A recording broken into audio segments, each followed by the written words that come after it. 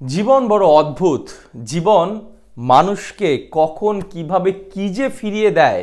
বলে না, প্রকৃতি কখনো অবিচার পছন্দ করে না, প্রকৃতি সব সময় ন্যায় বিচারের পক্ষে। তামিম ইকবাল বোধহয় সেটাই পেতে যাচ্ছেন। তামিম ইকবালকে নিয়ে এদেশের মানুষের যে আক্ষেপ ছিল, তামিম ইকবাল জাতীয় দলে থাকুক, তামিম ইকবালের মতো ওপেনার এখন পর্যন্ত বাংলাদেশ ক্রিকেটে আসেনি, তামিম ইকবাল থাকলে হয়তো সবশেষ বিশ্বকাপে বাংলাদেশ আরও ভালো করতে পারত। অনেক প্রশ্ন, অপেক্ষা, সব কিছু যেন দারুণভাবে ফিরে আসছে। তামিম ইকবাল ফিরছেন জাতীয় দলে নিশ্চিতভাবেই। তামিম ইকবালকে আবারও লাল সবুজের জার্সি পরে আপনারা দেখতে যাচ্ছেন। ব্যাপারটা এই ছবিটা একবার লক্ষ্য করুন। অনেক প্রশ্নের উত্তর লুকিয়ে আছে এই ছবির মধ্যে। তামিম ইকবাল যেভাবে হাস্যোজ্জ্বলভাবে হাত উঁচিয়ে বার্তা দিচ্ছে, যেন সেই লর্ডসে সেঞ্চুরি করার পর বলেছিল আমার নামটা লিখে রেখো অনার্স বোর্ডে, তেমনই একটা বার্তা আছে এই ছবিটার মধ্যে। তার হাত উঁচুতে মনে হচ্ছে তিনি বলতে চাচ্ছেন I am back. Tamim Iqbal ফিরছেন, নিশ্চিতভাবেই তামিম ইকবাল ফিরছেন। সেটা চ্যাম্পিয়ন্স ট্রফি দিয়েই তামিম ইকবাল ফিরছেন। এমনকি তার আগে কোনো একটা সিরিজও তামিম ইকবাল জাতীয় দলে ফিরতে পারেন।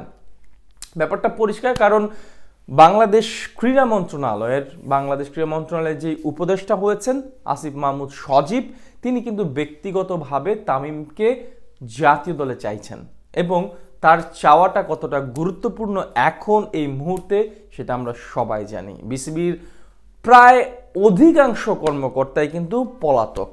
নাজমুল হাসান পাপন সহ যারা যারা বিসিবি থেকে পালিয়ে গেছেন, এখন কিন্তু বিসিবিটা নতুন রূপরেখায় সাজানো হচ্ছে। এবং ওই যে গ্রুপটা, সবশেষ জালাল ইউনুসও পদত্যাগ করেছেন, ওই যে গ্রুপটা, সেই আওয়ামী মোনা গ্রুপের বিপরীতে যারা আছে, এখন যারাই আসুক না কেন বিসিবিতে, সবাই কিন্তু তামিমকে দলে চাইবে।